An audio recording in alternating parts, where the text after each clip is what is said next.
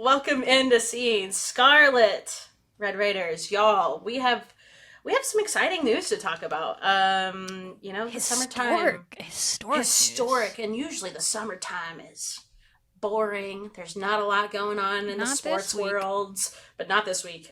We got a lot of stories actually from this week to talk about, and we're gonna kick it off Hmm, with a Red Raider that we just talked about, Shelby. Like we just talked we about. did. We tried to warn y'all. I was trying to give y'all all the warning, but as y'all know, the World Cup is happening right now. We are just beginning group play, and you're like, Sibby, whoa, this is Texas Tech. What does Texas Tech have to do with the World Cup? I'm gonna tell you because we have a Red Raider who is not only playing in the World Cup, but she is also a goalkeeper, which like if you think Stress. about the number of positions that are available for goalkeepers, there aren't many. So, not only that, One per that team.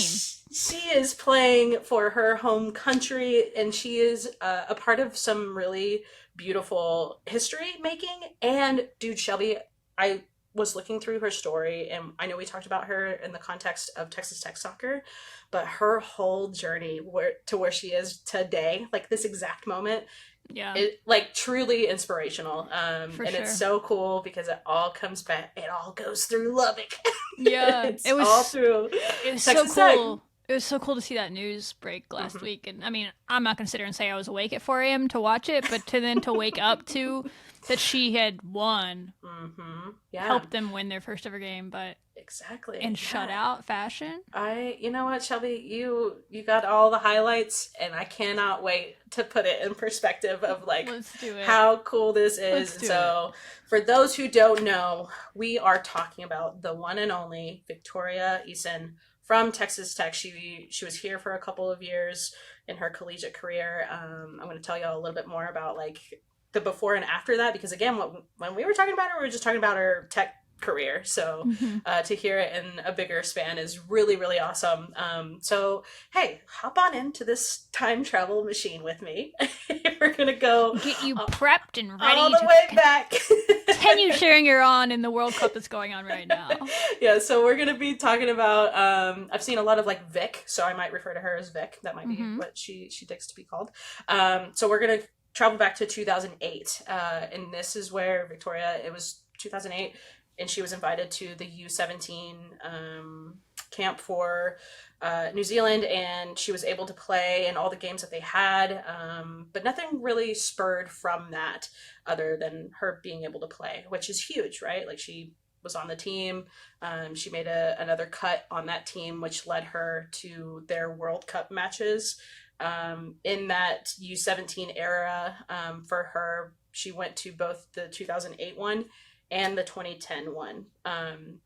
So this was kind of like the start of like what could potentially be this really beautiful professional career, right? And if you're thinking, okay, what was I doing when I was 17? It sure as shit weren't anything like this. So those being accomplishments already, and she not only like made that roster, but she got to play. But what was challenging about those two World Cup games in particular is that she was behind some really incredible goalkeepers already. Charlotte Wood, Oh yeah. and then Aaron Naylor, who Aaron is still involved in the national team now. We'll talk about that here in a minute. So she had those two like top dogs before her, even her, having an opportunity to show anybody what she's capable of. So thinking about that perspective of like, damn, like there's not a lot of spaces for me to go here. So she had to make a choice. Am I going to continue to grind and try to fight through and become the goalkeeper that I want to be with all these barriers in place? Or could I go over to the United States, get some higher level competition experience that way? And of course, that's where she was led to Texas Tech University.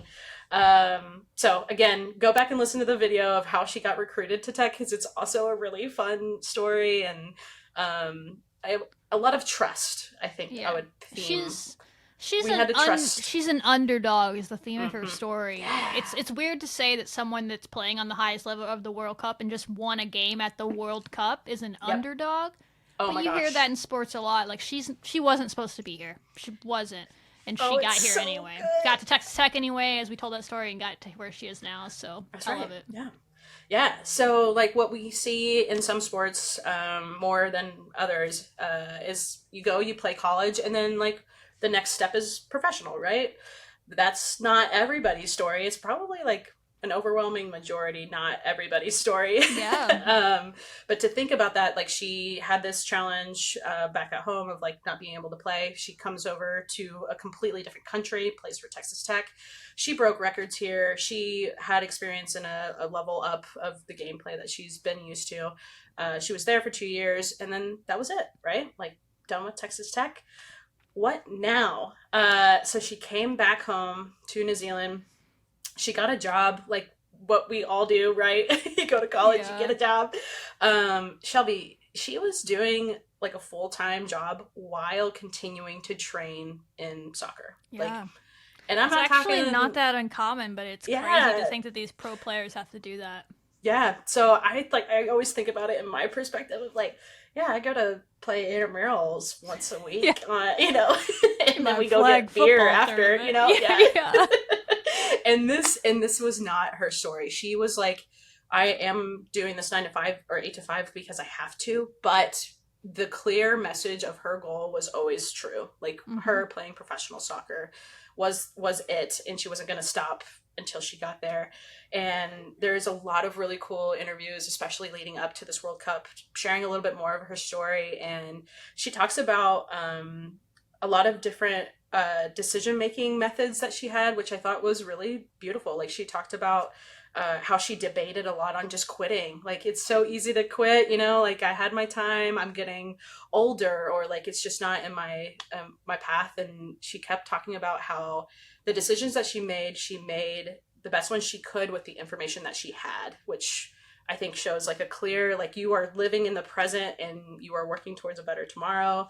And she also talked about like not making decisions when you're feeling like too high or too low. And I'm like, I'm going to write that down. That is an excellent piece of advice. It's very good life advice. Yeah, right it's there. such a good life advice. So I wanted to include that in there because there have been so many opportunities for her to say no or for her to quit. And I'm really happy that she didn't. I bet she had people in her corner telling her she should. Yeah, right? She like didn't listen maybe to them. Yeah, and those people maybe like providing good advice. Yeah, like, it's like sometimes you gotta move on. Sometimes you gotta become an adult. She said, "No, I'm just gonna do both." Vic ain't having that shit, you know? So she's grinding. And then back in November 2017, so think about how much time has passed, right? Crazy. Yeah. A ton of time. She's continuing to work in this goal. And she finally reaches a new level of her career. She debuts for the Ferns, for New Zealand, a huge celebration, but she didn't really get to play too much in that debut. And it was a good staple, a good chapter, but like again, it's kind of like, what do we do next? And so that happened, and then of course, as the story becomes even more just chef's kiss, at the age of 27, 2019, and like for reference, some of our like our Megan Rapinos, our Beckys, our Alyssa Nayers, they're kind of in that range, 30s, middle 30s. So in terms of soccer, maybe like getting old, right? 2019, she turns 27. She signs her first professional soccer contract. She, like, everything that she's been working for is highlighted in this. Like, I told you so. She said, I told you so. All those she ain't let nothing bring her down, right? Like, all of this adversity, and to be at the age that she's at, like, I kind of don't want to talk about it, but I think that just shows how much she had to grind to get to this point. And so a lot of people would have given up, and rightfully so, and a lot of people do, but she is that story that says if you really want something, you can do it eventually. It just might take longer than you think it should, but she stuck with it, so I love it. I love it. She did, yes. So she has been playing on a professional contract since. She no longer is working a 9 to 5 in that way, anyway, like an office job. There was a funny clip where she talked about like sometimes during practice when it's cold and raining, and she's like, "Dang, I could be inside an office right now." Like, what did I do? But no, I mean, like this is everything that she's wanted and worked hard for, which is really cool. So 2019, we have a huge resurgence in her career.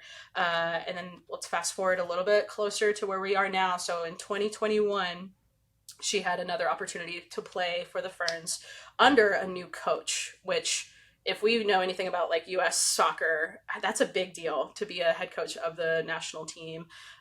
We recently had a transition too with our head coach, I think maybe the exact same time that they did. And in that era, she had a stellar performance to help them lead to a victory of 2-1 over Korea.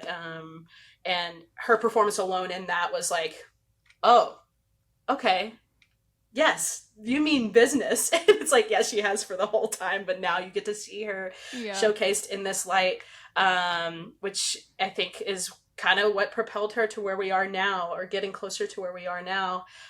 So that was in 2021. Fast forward again to November of 2022. She earned the title as a captain in a match against the Korean Republic. She was able to play for New Zealand in her home country. And even furthermore, like her town that she's from, they got to play this game in her hometown. That's so crazy. Like a whole full circle, she's back to where it all began. It's all paying off. And to be a captain in a soccer match, like I'm not too sure how it is with other sports, but like that's a really big deal. And most of the time it's voted like by your teammates of who they want their leader to be during that game. So like that acknowledgement I think was really special too, with everything else that's supporting that. So she had that really huge accomplishment. And so I'm going to bop around a little bit more. So as we're in this time machine, make sure your buckled in buckles safely are fastened. Yeah, whatever they say at Six Flags. Yeah. So yeah, when she, again, like she left Texas Tech, that was kind of like what we were seeing as maybe the end of her soccer career. Clearly wasn't. Another thing that happened during a lot of this growth is she made the Olympic team back in 2016. And she talks about this too, but New Zealand hasn't been the most competitive team in women's soccer historically. Fair. They don't win a lot. And that's very clear with the history of it, but to be called up to the Olympics, she initially didn't make the team, and then she ended up getting a call later on and was like, hey, we want to bring you up for the Olympics 2016 if you want to take some time to think about it. And she's like, okay, I thought about it, I'm in. She was like, do you even know me? That I've given up to get here? Have I taught you nothing? Yeah. And so the Olympics, like another highlight for her, and all of this, think of all of where we've been, and this is the last stop for right now in the time machine, and we'll take it back to this year's World Cup. And for those who don't know, the World Cup is being hosted between New Zealand and Australia. A lot of the earlier play, like group play, is happening in New Zealand. Oh my, I'm like getting goosebumps leading into this. So our girl has a spot on the roster, but not only that, she's starting. Wild. And do you remember the two players that were in kind of like her way before she? Mm-hmm. Yeah, they so still you talked have. About earlier? Mm-hmm, yeah. Mm-hmm. One of the players is still playing. Erin Naylor is still playing on the team. She is starting above Erin, so it's kind of like changing she's worked so long. Yeah, changing of the guards, which is really cool. And they automatically qualify for the World Cup if you're hosting for now. So New Zealand automatically qualified. The last time that they qualified, it's been like a lot of years. Probably since she was on the roster as a youngin', right? You talked about earlier, like back in 2010, she was on the roster. I wonder if it's been that long. It's been a long time. They have qualified though, but they have never won a game outside of pool play. Like they haven't advanced at all. Yeah. So never won a game in group play in the World Cup. That comes up later. And so they're hosting. They have this opening match. And of course, Vic is starting, plays the full game. In this game, she has 2 recorded saves.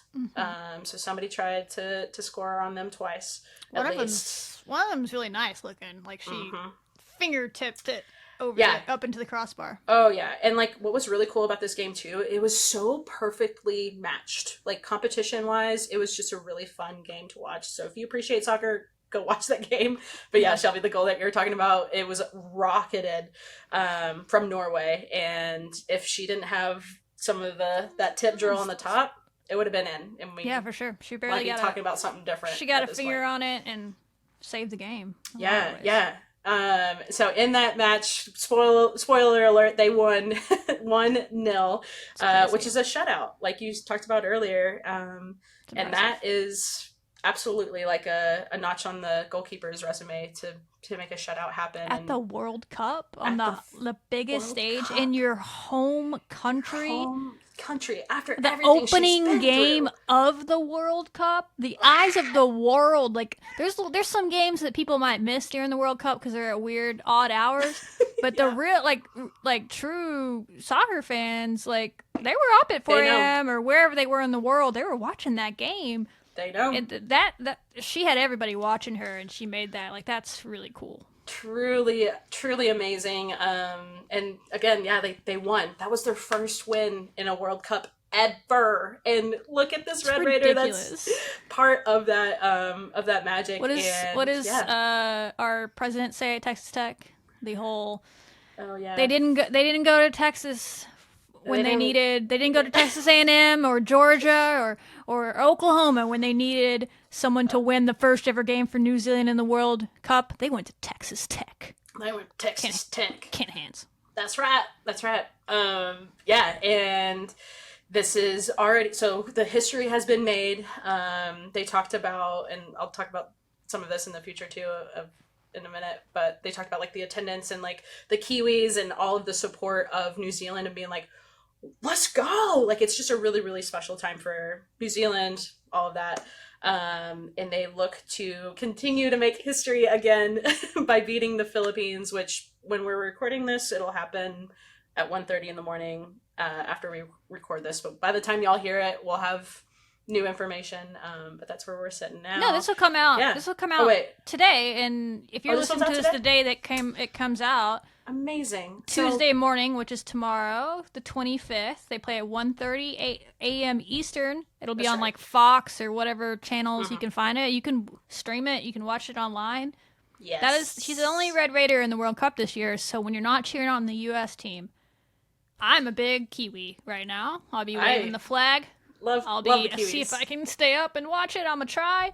And watch it. And it would be really cool if they got out of group play. Like that would be. It's already cool that they won their first game. Yeah, and if they beat the Philippines, they pretty much advance. In, right? Yeah, like you pretty much lock it up. So that feels like Norway was. I don't know. I'm not gonna say who was tougher competition. And once you get into it, we'll find out. But it seems like that was the less likely of the two. Yeah, Norway was ranked 12th going into this, and New Zealand was ranked 26th. So. Yeah. Norway was definitely favored to win in some ways, but like it's just a huge upset. Yeah. And some other like cool stats that I read about the game is this set an attendance record for like any soccer match in New Zealand history, men's or women's. Wild. Yeah, with more than like 42,000 people in attendance, and it's again like watching this game, listening to the game. Amazing. Like the goal that they scored New Zealand by Hannah Wilkinson, I believe her name is, absolute powerhouse. Like it was a nice goal. Some really cool. She plays with I don't want to say who, but she's like the roommate or someone on the U.S. national team for their pro club together. Yeah, that makes sense. I saw it on Twitter. She was like, "That's my roommate." I can't remember who it was on the U.S. team. Yeah, so she plays. while their team might not be known for being at this level, they obviously, even the teams like New Zealand who aren't here all the time, still have elite players that play in these pro leagues, like Esson and now this girl on either end. Like they got the scorer, they got the goalie. So I love it. Yeah. So that's been really cool. And their New Zealand's captain, I know, isn't a Red Raider, but like some of the work that like we focus on and things like that. One of the things that they were asked is like, how does it feel to be a part of this history and so many things that are happening right now? And their captain, Ali Riley, who also plays like in the NWSL, she talks about like, this is going to help so many little girls that like soccer is possible and this future is very possible. And there's so many things that are going to happen before, during, after this World Cup, that if one little girl is inspired to pick up a soccer ball, like, and the lessons that you learn from it, that is what matters to this team. So it's really cool to hear that like the captain of the team is even just thinking of more big picture of what this means and to future Kiwis. And and at some point in the center of it, we have that Red Raider. So Vic, proud of you. Mean, and she's not wrong, because like you think about the U.S. at women's soccer is dominant, but like that really started with, you think of like Mia Hamm, that picture, like I remember that as a kid, like everybody wanted a soccer ball after that happened. Yeah. And that's where it starts, and that's why the US is so dominant in soccer. Is the best athletes in this country. Most of them play soccer.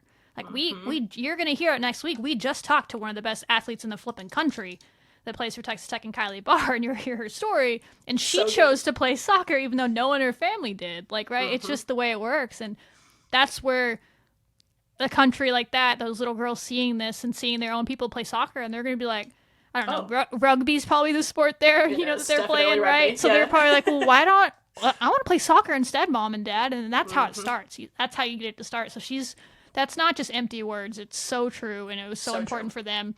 And to have a Red Raider be a part of that history is really cool.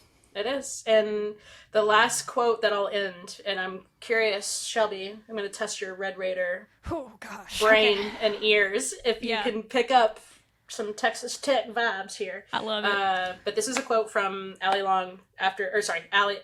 Riley after winning the game. She says, "I'm so, so proud. We've been fighting for this for so long, and we had a clear goal that we wanted to inspire young girls, young people around this country and around the world. And I really think we did that tonight. Anything is possible." From here, it's possible. From here, it's possible. So she's a Red Raider. That's what we got. She doesn't realize it. I know. She's a Red Raider in there somewhere. But the true Red Raider in goal with Esson, it's just an amazing story of perseverance and dedication and relentless career. And I'm so happy that she's having this happen. Yeah. This is what I love about sports, is the stories. I loved to play sports when I was coming up. I love the competition of sports, but it's the stories that really get you into the game. And so if you haven't ever watched the World Cup, or you didn't realize we had a Red Raider, and you're listening to this on Monday, the 24th of July, maybe drink a little extra cup of coffee, hang out tonight until 1:30 and watch the game. If you can't do that, that's cool. You got a job to go to. Don't tell your boss, but maybe there's going to be replays of these. You can find the replays, the full game replays, while you're at work the next day, Tuesday. Pull it up and watch the game. Watch them win and secure, because they've already done made history. But it would be really, really a really cool story to see the host team, one of the host teams, make it out of the group stage, especially with it being New Zealand, who would be the underdog, with our own underdog on the team, in goal. Not that every position is not important, but let's be honest, she's playing. The team, like, if she's not good, they lose. You know what I mean? Like, they only scored one goal, and she stopped multiple to make that happen. So yeah, and she talked about too in some of her interviews. She was like, because there's so much time that has passed of her being on a professional roster and things like that. She's like, I have been working for this every single day. You cannot just show up and say, okay, cool, I'm gonna guard this goal. Like, winning the World Cup, and I don't know if it was in the works or not, but after that game was over, she got a new contract. Amazing. A nice little lucrative contract from her pro team. They gave her an extension. Whether it was because they watched that game, or they were like, oh shit, someone else is going to come give her an offer. So, yeah, it's paying off for her, all that hard work. She's a cool story. Just ask yourself, if you have a dream, would you have stuck it out until you were 27 to get that first pro contract? Truly. I know we have a lot of Texas Tech athletes right now fighting for NBA ones that we talked about that didn't get drafted. They're going to have to go to the G League ranks, have to go to Europe and all that stuff on the women's and the men's side. Yep. Stick it out till you're 27. Maybe you'll get that offer too. She said in an interview too that she was like, yeah, 27 is the age that you don't try anymore. Like, you cannot. And then that's the year that she was. She's like, I was contract. I was getting to where even I was going to listen to the people that tell me to stop. She was this close. And to think, yeah, like, if she did quit, like, she would. A lot of people do. She wouldn't. Maybe so New Zealand wouldn't have won. Like, it's crazy. It's such a good crazy. story. It needs to be heard more. So I'm glad you did this. This is great. Yeah, it's cool. I hope other people pick this story up and run with it more, because it needs to be seen and heard. So if you're listening to this, thank you. Share it with your friends. Let them know, because this is a really cool story, and she deserves the hype and the attention that she's getting. And then, go support New Zealand. Let them do their thing until we meet up with them at whatever stage that would be. That would probably be far down the way. But if it happens, then we'll have to. We'll have to talk. It's tough. It's like which we've gone through before, when U.S. is playing Canada with old Ginny and Becky. It's a struggle, but we'll have to figure out our emotions when that time comes. But until then, root for them both happily. That's right. Yeah, that's what I got. Congrats, Vic. Keep it up, and until next time, wreck 'em.